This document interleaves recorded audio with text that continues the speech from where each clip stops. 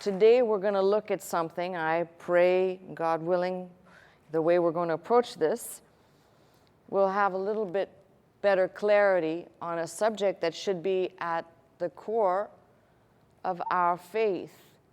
Something from the Old Testament, which is emphasized for a specific reason, the Lord's Passover. And the first point I'd like to make on this subject is, for years, whether it be my late husband or myself, we've both expressed the same idea. People, you will encounter these kind. They desire an Exodus experience without Passover. And that is, they wish to be delivered, but at no cost. Or the way Dr. Scott used to say it, people who want the resurrection life without the cross, or without death, or without the shedding of blood. And this is why when we look to the scripture, we find that God set these things in place for a very good reason. The first and foremost is that there wouldn't be an Exodus without a Passover, or a Passover without an Exodus. They were representational and actually go hand in hand.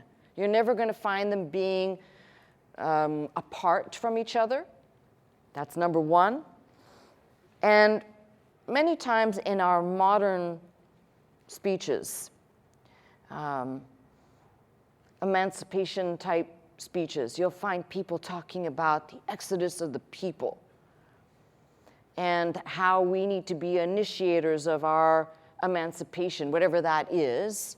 The problem is that in God's book, it was called the Lord's Passover, the Lord's Exodus and Passover, because he was the initiator, not man, not humankind. In fact, if you study the book, you see that Moses tried to emancipate on his own, and that was a real flop because he killed the Egyptian.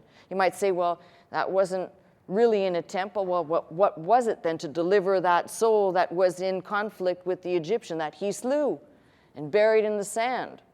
So his attempts at emancipation by his own were a flop. We need to learn the lesson ourselves that we are not our own emancipators when it comes to salvation, when it comes to our Exodus and Passover, that these are the initiatives of God. We, in the New Testament, call this God's prevenient grace, acting in our lives before we even know or understand. He's at work, doing and planting and putting in. He lays the ability for us, turning, as I've said many times, the soil of our soul, enabling us to receive the Word of God. If we're really open to that, it doesn't require some freaky spiritual experience. It requires a simple desire to listen and to hear and to receive, and not to be stiff-necked and rebellious and say, I have nothing to learn of this. So the first thing I want to look at in the Lord's Passover is what we glean from Exodus 12. So if you'll turn there.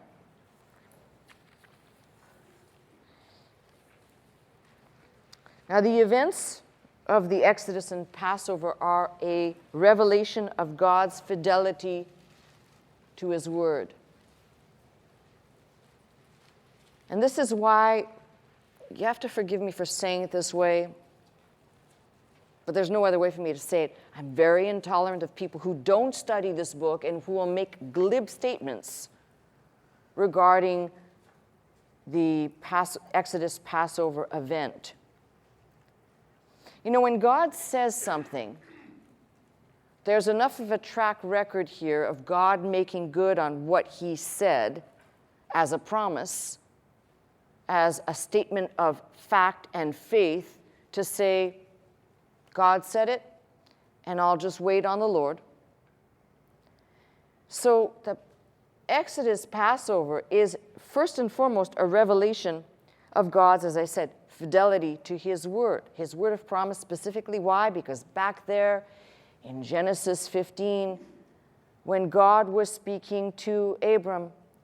He foretold, he said, your people, which at that time, there was no nation, but they're going to, as they are a nation, go into a land, they will become slaves, they will be enslaved there, and essentially in the fourth generation or 430 years later, they will come out, and they will come out richer and stronger and as a nation. And that was a long time before the chapter we're looking at. So first thing is when God says something, we who are faithing, we stand on the word no matter what. It's important to see that for God to make good on the promise that he gave to Abraham, how many years had to pass? He even says in the fourth generation, which means minimally 430 years of those people. And we don't even know if that includes the lifetime of Abraham or not. But let's just, for the sake of conversation, say somewhere between 400 and 500 years for God to make good on what he declared as his word of promise. So the next time you are looking for something to hang on to, I want you to remember that God doesn't always say something and say, I'll perform it in 24 hours. When you're talking about 400 or 500 years, it means patiently waiting on the Lord. If it means that you die, in the process of hanging on to his word, you will enter into his presence by faith, in faith, and you can take it up with him when you're standing in his presence saying, Lord, I was right? I was waiting, but no longer. So that's the first thing.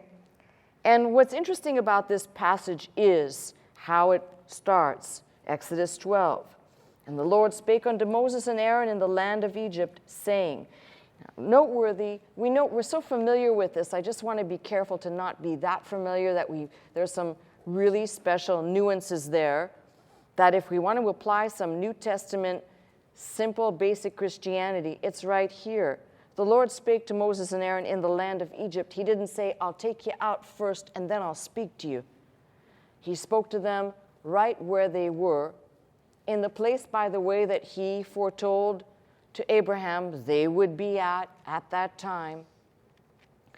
This month shall be unto you the beginning of months, which in our current, if you're looking at a Hebrew calendar, is Nisan, the 10th of Nisan, which used to be formerly the 10th of Abib, which corresponds to March, April on our calendar, but the 10th day of the month, which would set up the calendar in their frame of reference to always begin at this set time, the beginning of months, even though for us it would be technically the fourth month, for them it would be the beginning of months, that everything would be reconciled by the beginning of that specific time.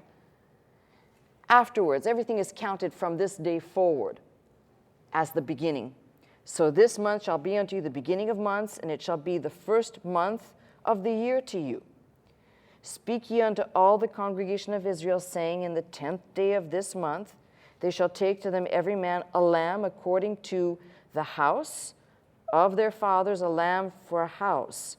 If the household be too little for the lamb, let him and his neighbor next to his house take it according to the number of souls. Every man according to his eating shall make your count for the lamb. Let me stop right there to say there's something really important right there that can be well overlooked, because sometimes we read and it's Old Testament, we got our Old Testament glasses on, but there's something important here.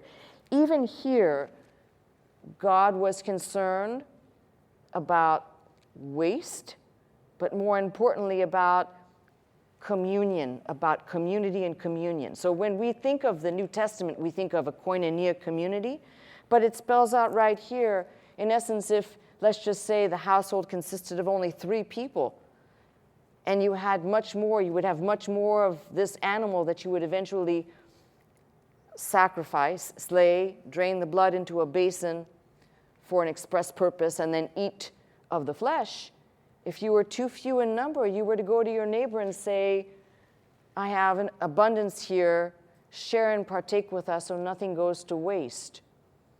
God was even concerned in this frame of reference with a community mindset. And when we jump into the New Testament, I'm afraid that many times we read about the New Testament koinonia community, but it's been here all along, the community mindset. We're not talking about the exactness of what they did, but union and communion went hand in hand, and this is throughout the book, not just in the New Testament. The other thing that is revealed in this Passover event is not just, as I said, God's fidelity to his word, but his mercy to his people. Why? Because early on it says that he heard the groanings of his people, how that they were forced to certain labor that made them cry out. So it didn't fall on deaf ears. And this passage also reveals to you, as I said, Exodus, Passover, reveals to you God's heart towards his creation.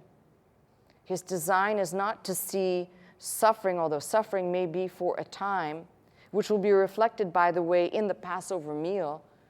The meal was to be eaten with bitter herbs and unleavened bread. And the bitter herbs should be important for us in the New Testament frame, because as we partake, we read about Christ. Paul talks about Christ, our Passover. And there is the definitive pattern being set here by God, which Christ is the substance. The main thing is that anybody who says that there is not some form of suffering or bitterness that comes by virtue of the Passover, the Paschal Lamb, Christ being that he suffered and hung in shame. We see all of these things kind of mesh together. And that's why I said you can't just say, oh, well, that's in the Old Testament. It's like people, when you come to the subject of giving, go, oh, God said that in the Old Testament, but we don't do that anymore. You're not looking at the heart of God then. You're being a legalist. And God's going to look on that just as if someone who's in the legalist mindset be better off that you knew nothing about God than to engage in legalism, which God says, what are you being legalistic over? Because there's nothing that you could perform in perfection that would get you in anyway. What are you being legalistic about? Now, the dispensation we live in is a dispensation of grace, but all of these things help us to understand the heart of God, and failure to grab hold of the nuances embedded here give us only a faint picture when we go into the New Testament of the real depth and clarity of what has been done. Next thing that's important to note before I keep reading is, and probably maybe the most important of the Exodus, Passover, we'll call it revelation, is the revelation of God's power over creation, over all creation. If you recall the chapters that lead up to this Passover event, where we see God pouring out plague after plague upon the Egyptians. And this, by the way, many, many years ago, I think this had to be so long ago, it seems like an eternity ago. That was a great exaggeration. I did a study on the plagues and the curiosity of why these things. But in a nutshell, these plagues all somehow were attached to abasing the deities that the Egyptians worshipped. Some of these, for example, the Nile, we'll talk about the water being turned to blood, and people say, well, was that really true? Did that really happen? But again, you approach all of this as this is God's miracle power over his creation, not over the land of Egypt that belonged to the Egyptians, but his land that he created, that he brought into being. So of course, Lord of all, he's capable of doing all of this. So there are many things that are done here that show how God's heart was always working towards. And we shouldn't just say this chapter represents something for God's chosen people, because the reality is at this point, God did not distinguish between the firstborn of the Egyptians and the firstborn of the children of Israel unless they applied the blood, and then the distinction was made by the mark of the blood, life spilled, but life contained in the blood, not just a simple color marker, a neon sign, but symbolic, that distinguished between those who would go by the word of God and by the faith that God declared by doing this act, applying the blood to the doorpost and to the frame, the death angel who was sent as an envoy by God, not the devil, to wipe out the firstborn. And at this point, God did not distinguish, because failure to apply the blood would have resulted in death, whether you were a child, children of Israel, child, descendant of Israel, or from that of Pharaoh's line and lineage. Didn't make a difference. In that way, I love the fact that you can take, again, something in the Old Testament and look to the New and say God sees sin all the same way, whether you go from the Old Testament, all we like sheep, or you go to the New where it says God is no respecter of persons, a miss is as good as a mile. We all have fallen short of the glory of God. All have sinned. This is the way God was painting a picture for us to see, not some elitist group that somehow God selected this people. They still had to act in faith. They still had to apply the blood. So take a look at this chapter, and when you're reading it, I want you to notice that leading, as I said, events leading up to this chapter, God did not negotiate with Pharaoh. Maybe modern theology, modern politics, the modern mind says negotiate. You'll get further. God said, basically, in a nutshell, this is all mine. You're either going to do what I tell you, or here are the consequences. And there's no negotiating here, except if you either do what I say or this. I'm not really giving you a choice for anything else. And some people think, well, that's so Old Testament. God doesn't do that anymore. But if you believe that, you're wrong. God gives a choice today, but he's still not negotiating. That's the mistake of the modern evangelical movement, thinking somehow that there is a method to negotiating with man over your sin-stricken soul. There is no negotiating. Christ went to the cross and became our Passover and took death upon himself for the whole world. No negotiations anymore. By the death of one, that sufficed for the whole earth, the whole world. Still requiring something of us like the children of Israel, to faith. It wasn't enough, by the way, to slit the animal's throat and catch the blood in the basin and shed the blood. The blood still had to be applied. Likewise, for us today, it's not enough to say, oh, the shed blood. The blood must be applied. It's applied to our hearts by faith. The same principles are embedded so clearly. So we go back to the text, and we have some interesting instructions in here. Your lamb shall be without blemish, a male of the first year. You shall take it out from the sheep or from the goats. And you shall keep it until the 14th day of the same month. So for 4 days, from the marker of the 10th day to the 14th day. So for 4 days kept. And the whole assembly of the congregation of Israel shall kill it in the evening. Now, this is what's so interesting. Again, these nuances. Normally, sacrifices would have been made in the daytime. Even God is gracious to understand that these folks were laboring during the daytime. They were laborers in the daytime. So he made it so that they could offer this sacrifice, commit this sacrifice in the evening. And something more that you have to read in another passage or two is that the 4 days while this animal was kept, any of the congregation of people could come and inspect to make sure that you were giving your best to God. Now, this is what I loathe. I loathe when I hear people on TV saying, give your best to God right now. There's no teaching. There's nothing to back it up.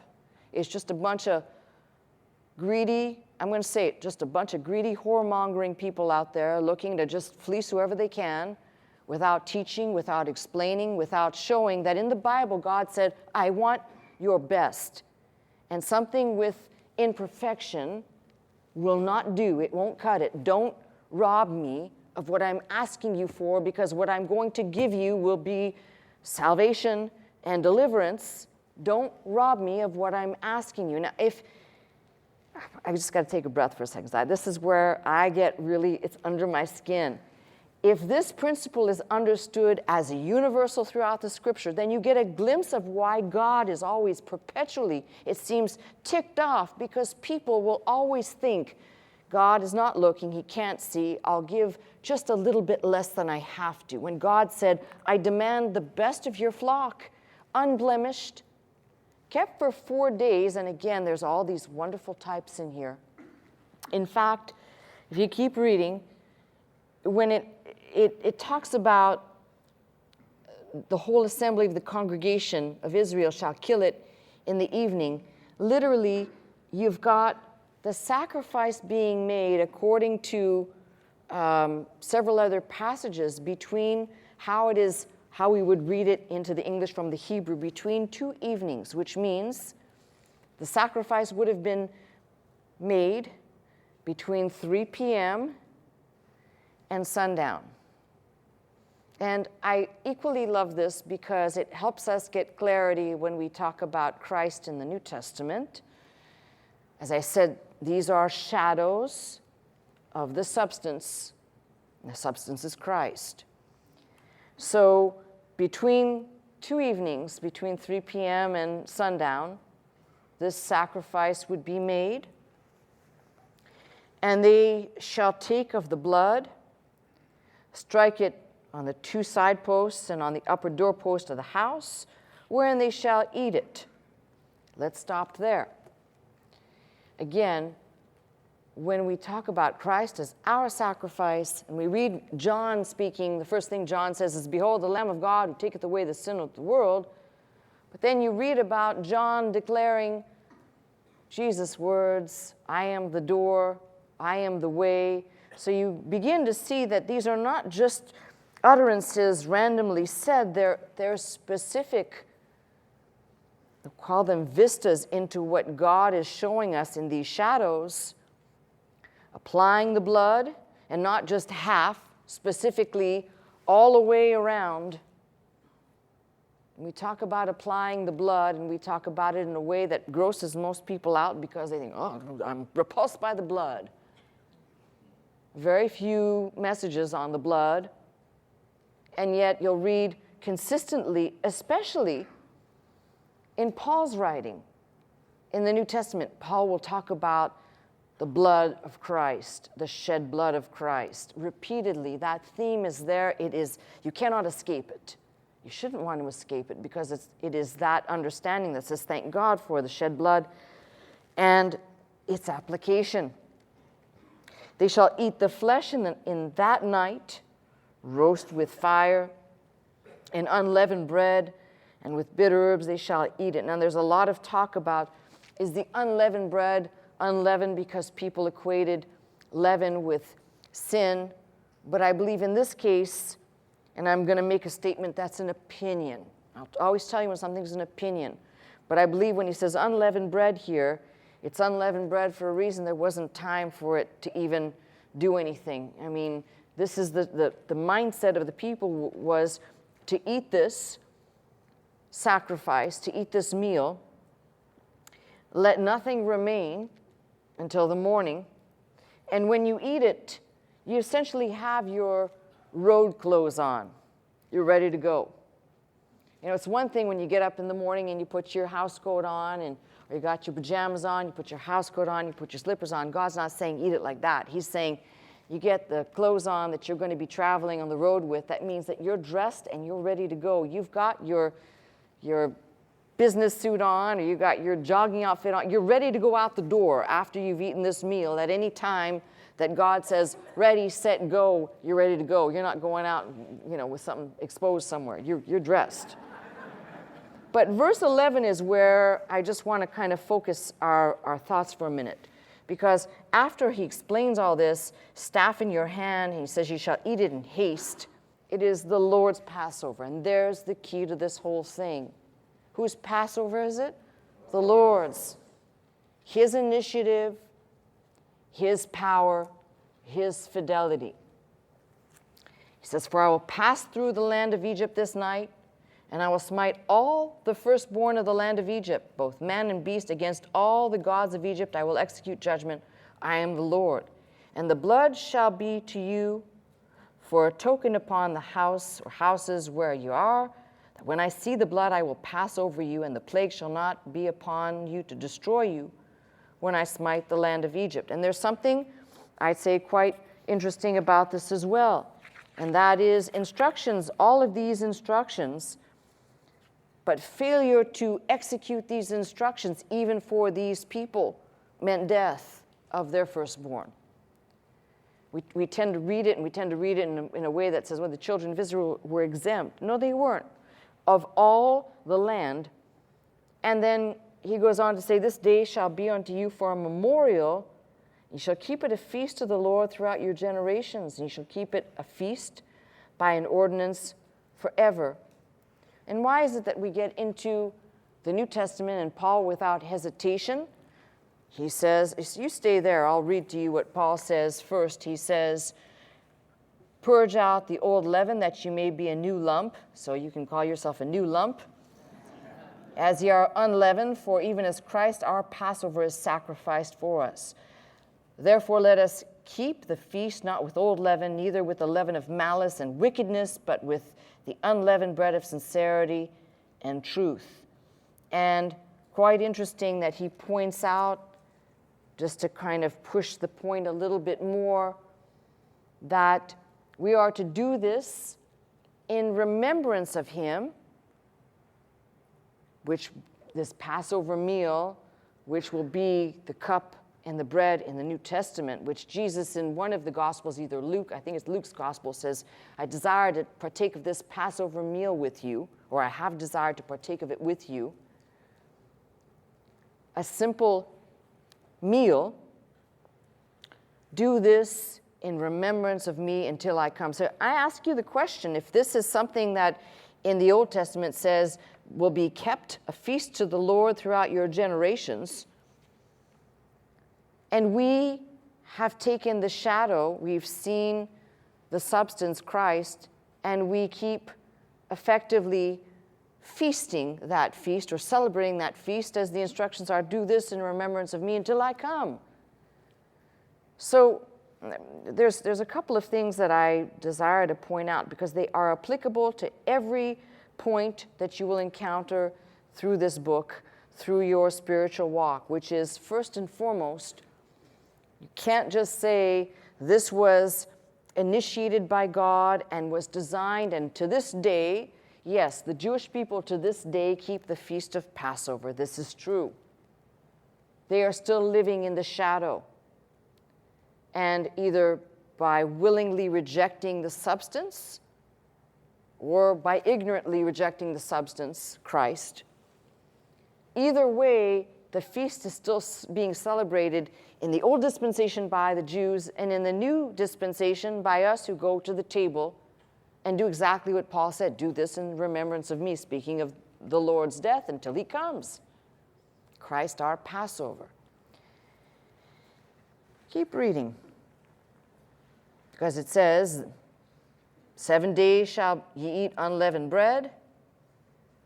The first day ye shall put away leaven out of your houses, for whosoever eateth leavened bread from the first day until the 7th day, that soul shall be cut off from Israel. You think somebody back there said, you think, I like me some leavened bread so much, I don't think God's going to notice. I think that's what Achan thought. No one's going to notice, right? I think that's what Ananias and Sapphira thought. No one's going to notice. I mean, how many warning signs do you need until somebody says, these are given for a warning to us that God is paying attention? Although we are so many covering the face of the earth, people that read this book, that turn to him, you think that God doesn't have the power to be able to look into each and every individual soul and know what's going on in the heart and mind of that individual? And this is why I said, when you get to the subject, like the subject of giving, when somebody says, well, it doesn't matter, or why am I doing this? Am I doing this because the pastor said so? Hey, you're barking up the wrong tree. You know, you don't have to listen to my words. I'm just the messenger. You know the expression, don't shoot the messenger? I'm just the messenger. You don't want to listen to the message, that's your trouble. But the message I'm delivering comes straight out of the book, so you got a problem with God, friend, not with me. People say, well, I don't want to give that way. Well, how do you want to give? Or how do you want to partake? Or how do you want to view the Lord's sacrifice for you? And this brings me to some interesting fodder on this particular subject of the Lord's Passover. When we talk about this feast or celebration, in the Old Testament, they ate the flesh. In the New Testament, people get awfully confused when the Lord is partaking of that simple meal. And I digress for a second to say that the Passover, if you remember, was people in the land of Egypt, in their home, partaking. They didn't go to a special temple. They didn't have a special gathering. It was in the family, in the home. It's the same thing that Christ did when he gathered his disciples for that meal. And the reason why I emphasize this is because I pointed this out last week, and I've said this for a long time. The devil has managed to corrupt the subject of the table of the Lord, which should be a simple event that you can do in the privacy of your own home. Sometimes we've partaken here together. We have done that in the past, not recently, but in the past. Nothing wrong with that. This is the family of God, but the design is a simple meal. It wasn't meant to be, forgive me, a high liturgical event that you must qualify for, and if you don't qualify for because you haven't gone and confessed your sins to a priest or to somebody else, you cannot partake. Which is exactly the opposite of what's being said. Here these folks are gathered in the home, and as I said, Exodus and Passover going hand in hand. The mindset is we are to look, when we go to the table, we are to look to the deliverance we have in Christ, sins forgiven. We are not going to the table and partaking, as some have taught erroneously, partaking of his flesh, so that somehow the thing that we are taking as the emblem of his flesh or his body somehow changes within ours. No, that's, again, these are all things that have been fought out through church history, and the church has been sorely divided on this subject. But clearly here we have an animal sacrifice, and the design was that they should partake, they should eat, they should be filled for the journey ahead because it would be eaten in haste. They were ready to go, and when God said go, they went. And you read in the Psalms how it says when they went out, there wasn't a feeble one in their midst. God healed them all with his word. I know you've heard this before. You've been here for years, but Dr. Scott rightly pointed out that whoever advised Cecil B. DeMille on the Ten Commandments as they show the Exodus, and you got a bunch of crippled people that can barely walk, didn't know the scriptures. It says that the Lord healed them all. He sent his word, he healed them all. They went out, and they went out a strong people, marching in groups, fortified. They had lots of bling, lots of Egyptian bling. They came out very rich. And no, you can say whatever you want, but yes, they basically, God said, pilfer. Friends, pilfer with my blessing on it as you go. And of course, the Egyptians were saying, here, take this as you go too. Maybe by that mindset, they thought they might get rid of him quicker and the plague would leave their land, right? But other things pointed out in this, which are equally important, old and new. The judgment of God. And why I say this is because we who are under the blood, who have applied the blood, New Testament sense, we read in Romans 8, there is therefore now no ultimate condemnation to those who are in Christ Jesus. But God demonstrated his judgment first upon the land and the people that opposed the children of Israel, to those who were disobedient among the children of Israel, who did not obey God's word to apply the blood, shedding, collecting, applying, all the steps that God had said, this is what I want you to do. God basically said, no shortcuts. This is what I ask of you. A very small price for you to listen, be obedient, for you to live and be delivered. This is why I constantly stay in a state of tension regarding this book. God forbid we should get complacent and say, it doesn't matter. It does matter. That when somebody comes along and says, well, that's Old Testament, that's right. And thank God that we have that as the template, as I said, as a shadow, and giving abundant color. The few things that I have gleaned out of this time around were more than I had the time before. The sense of community here, the sense of union, not just union with God, taking him at his word, but union in the community, is pretty great. The sense that God will not be robbed, God will not be snickered or mocked. Paul talks about that in Galatians and says, be not deceived, for God is not mocked. Whatsoever a man sows, he shall also reap. And here, equally, a God of judgment. And I still think, and some people may wince at this, but I'm just going to say it, God is still a God of judgment. And the way this works is very simple. There are people in the world standing for the truth, to preach and proclaim the truth. I was having a discussion with somebody the other day, and they said, tell me, Pastor Scott, why is it there are Coptic Christians? In fact, the news story was perhaps a dozen Coptic Christians killed. They were preaching the gospel, and it's as though the world completely ignored this. They passed right over it. And this individual said, not to disrespect anyone of the Jewish faith, but people were killed in a synagogue, and that overshadowed the story of these Coptic Christians being murdered. I think it happened within 24 hours or so. And I said, I don't have an answer. I can't tell you. I don't have answers to everything. But there are people who are standing for the gospel. Forget about what happens here in America per se. We have persecution, but not like elsewhere in the world for preaching the gospel message.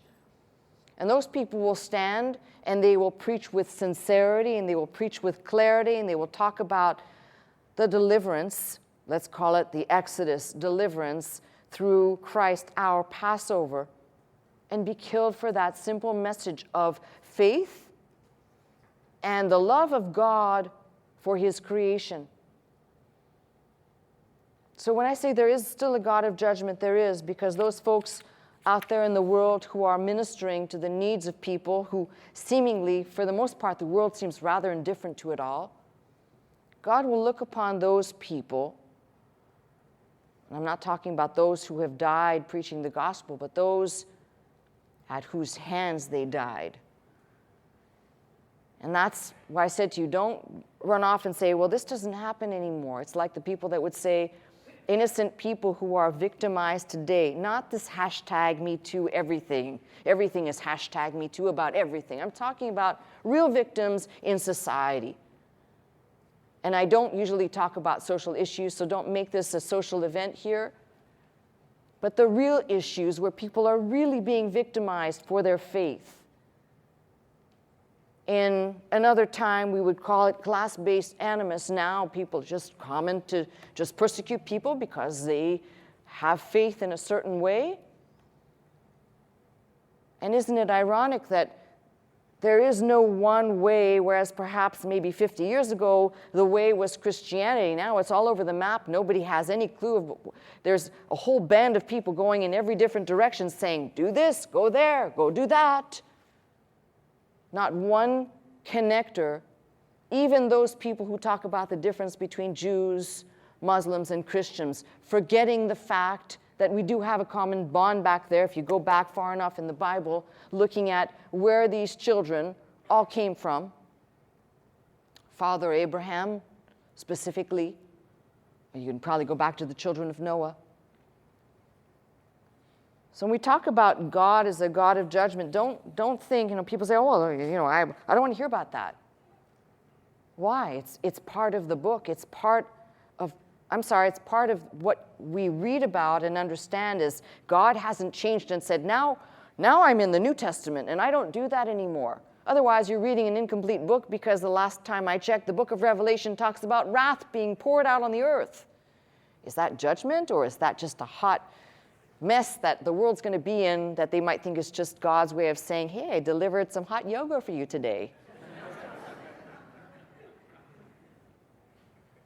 Don't lessen it. I make some jokes to kind of lighten the subject, but don't lessen it. The other thing that comes out of this Exodus Passover, the Lord's Passover, is something very defining that we should be encouraged by, and that is God is a living God. We talk about this as Christ who died and rose up, but the whole book is clear as can be. God is a living God, not God of the dead, not God of old, but a living God who has, through generations, generation after generation, seen the maliciousness and the sickness of men. This is why when Jesus came, he said he didn't commit himself to those that he saw. Why? Because he knew what was in the heart of man. He saw the wickedness that was there and didn't commit himself to them. God is a living God. And for those people who have listened long enough, salvation has come to people who say, where is there hope for me? The hope is in Christ Jesus. He died and rose up for you and for me. His death was necessary as the paschal lamb, if you will, and raising him up was the proof that he is God, come in the flesh. No man hath seen God, but Christ hath declared him. And his declaration to us, humankind, was, I am alive. And before everything else was, I am, I was, and I will continue to be. If you have run out of hope, just remember, God is a living God. He's the God that is with us, Emmanuel. Christmas time will come and people talk about Emmanuel. Well, I'll talk about Emmanuel all year long, the with us God, always with us, with you in the most perilous times. He came to these people in the land of Egypt. He didn't say, come out and get yourself into the land of Goshen, get yourself out of there, and then I'll talk to you. Right then and there in that land said, this is what I declare to you, this is my promise to you. Maybe you're in that type of a situation today. Don't think that somehow you got to get out of it for God to come and open the door for you. He's already opened it. These are all the templates that are there for us if we'll just glean from them. Protection for his people. You might not read this Passover, Exodus Passover, and read it this way, but one of the things that's revealed in this passage is God is the protector of his people. He only asked one thing, obediently apply the blood, do what I told you to do. Can you, I'm not talking to you now. Can you do what I asked you to do? It's pretty simple. This. Can you do that? Good. I'm the God that's going to watch over you, protect you, deliver you. No death is going to come in your dwelling. No sickness is going to come in your dwelling. As long as, here's the condition. God said, he put it out this way. Here's the condition. For us in the New Testament, there's only one condition, that's faith. But again, looking at the shadow, it's remarkable how God said, in simplicity, he could have said, hey, to hell with you bunch of complainers. You stay in Egypt. Do Pharaoh's work. I don't know your thing. Think about it. But God gave his word back there. So he's the protector of his people. Here as a first insight, God, Redeemer, redeeming his people out of bondage.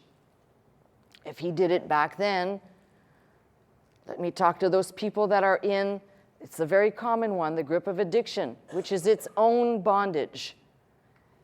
The same God that delivered people, those people who didn't know, out of a land that represented bondage, is the same God that will deliver you today in whatsoever bondage you find yourself. These are the things that I glean out of something so simple, that God is not changed. The thing is, how do you see God? Is God some microscopic grain of sand barely operating in your life? Or do you read this book and say, this is a God in charge of his creation? It may not look like it by the way we act most of the time, but he's in control of his creation and able to deliver people out of their bondage. They got themselves into a bondage of some kind. You know what the truth of the matter is? Everybody's in bondage to something. That's the truth of the matter. It's not all just drugs and alcohol, and for some people it's sex or it's pornography. For some people it's food, it's sugar, it's white flour. Keep going. Somewhere you will find yourself. And whether you want to lie to yourself or face it, everybody has something, I've said this before, that holds them in bondage. You're a slave to it. You can't help it. It's your 7th cup of coffee today.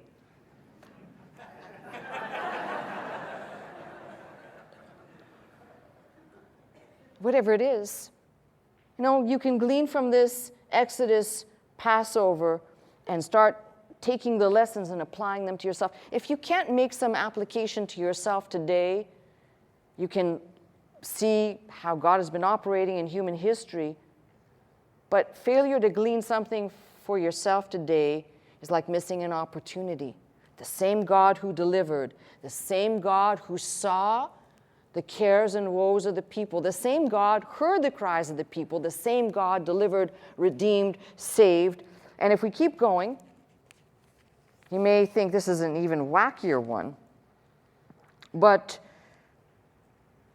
if God was in control here, and we often say in this day and age, it doesn't look like God's in control. Look at all the things that are happening. People with guns, people with no guns, people who are seemingly normal, people who are crazy. Things that are happening everywhere that realistically, if you really, really look deep, the issues that we're talking about are not the issues that are the problem. They're much deeper. They go much deeper than what people think will solve the problem. But at the end of the day, for a person who has expressed simple faith, God is still in control of the land, like God was in charge of the land of Egypt. He's still in control of this land. And although he doesn't just wind things up and say, okay, I got it under control, you just sit back on autopilot now, you don't have to worry about a thing. You got to worry about a lot of things and be anxious about a lot of things, and then read the scripture and God says, don't be anxious, cast your cares upon him for he cares about you, and you realize God's got it. Even if it's hour by hour, I go back to God and I give it back to God, and then I go and I take it back again, and then I repeat the wash cycle a couple of times in the day.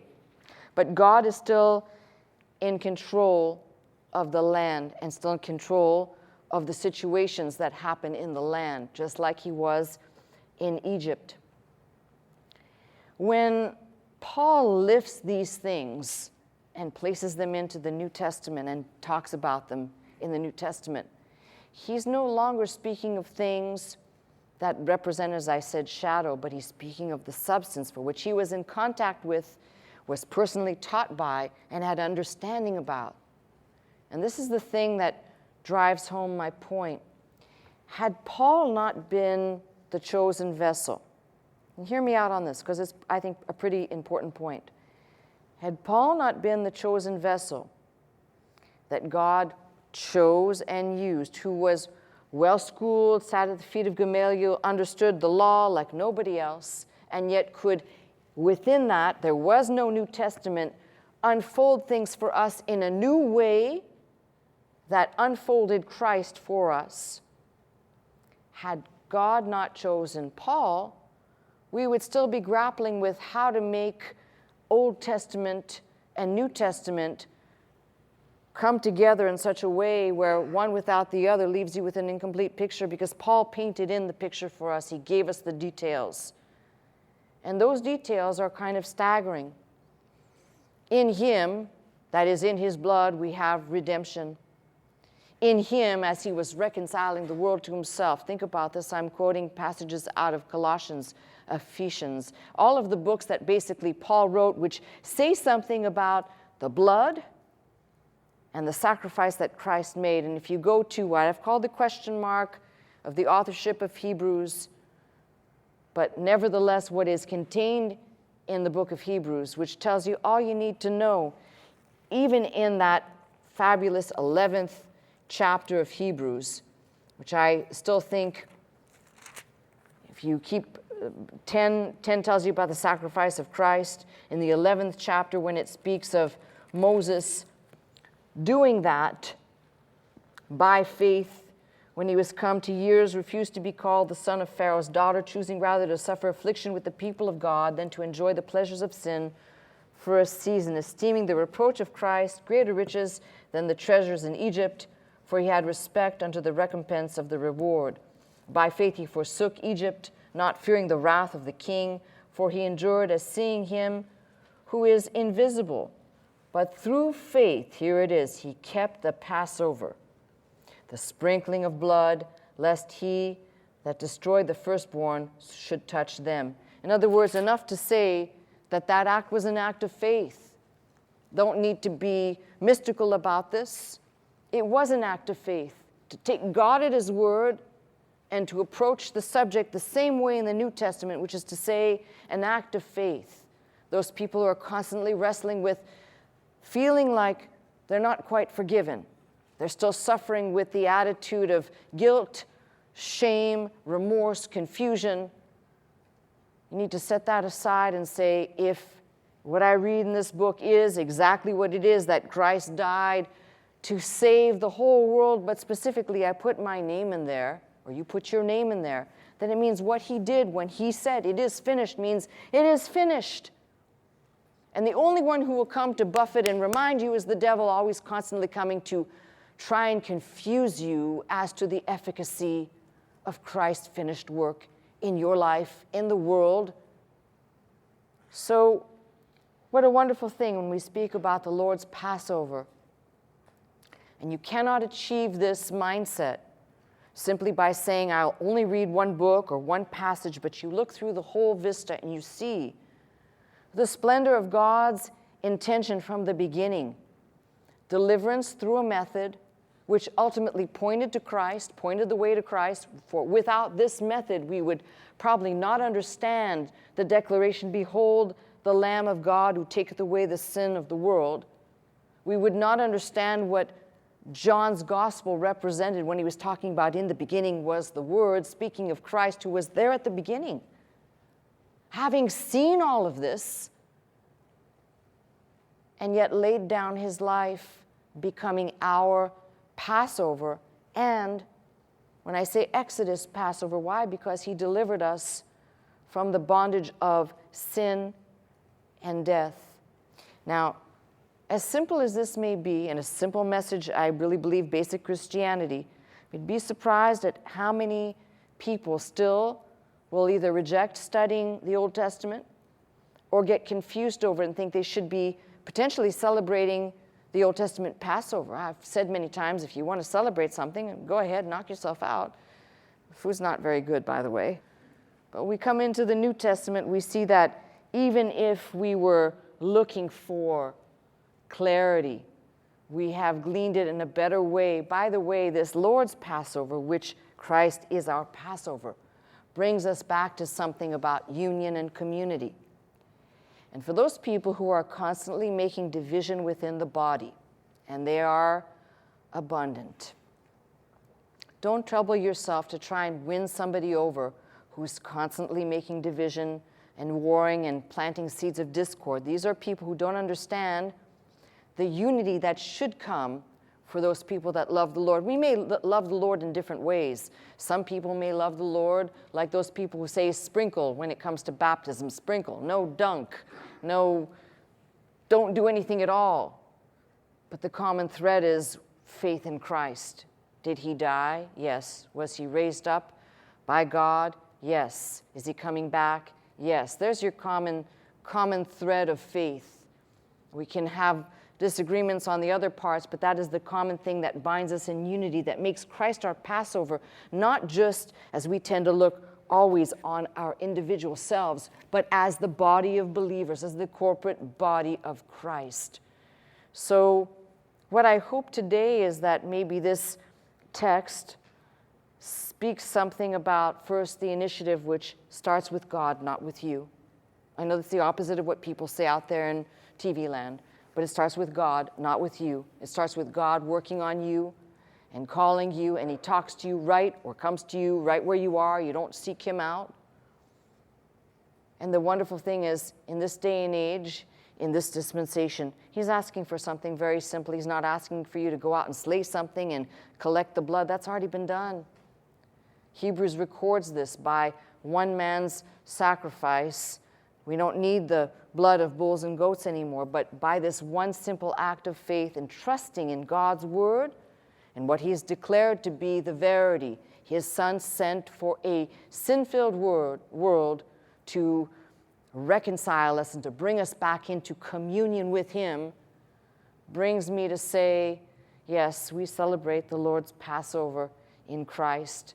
And I'm grateful for the union and the unity we have within that Passover, the deliverance that comes, souls, deliverance, salvation, and unity that comes. And it is one unity. It's the unity of the faith in Christ.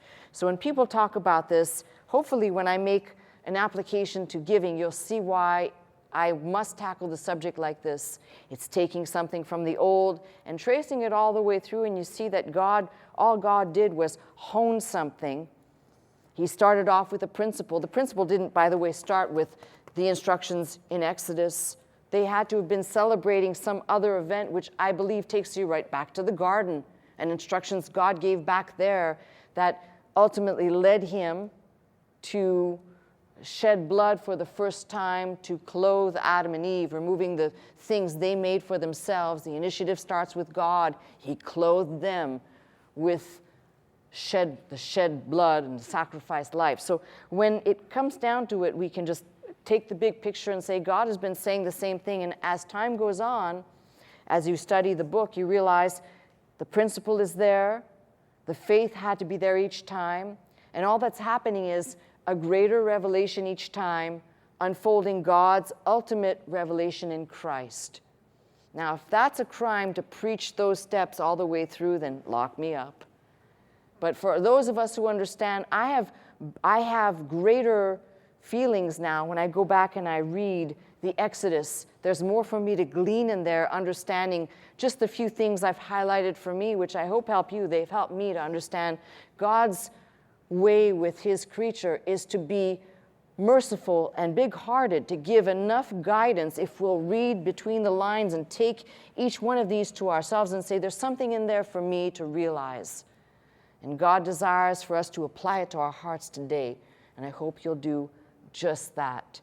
I hope I brought some clarity and some definitions to mind, especially for those people who are just beginning their journey with some basic Christianity. And for those of you who've been around a long time, I'm not saying anything new. I'm just reinforcing the old ideas and concepts that have been preached here for many years. That is my message. I'm Pastor Melissa Scott, pastor of Faith Center, Glendale, California. I teach every Sunday morning at 11 a.m. If you'd like to attend services with us, simply call the 800 number, that is 800-338-3030, to join us. If you'd like to watch, listen, and learn 24 hours a day, simply log on to our website at www.pastormelissascott.com.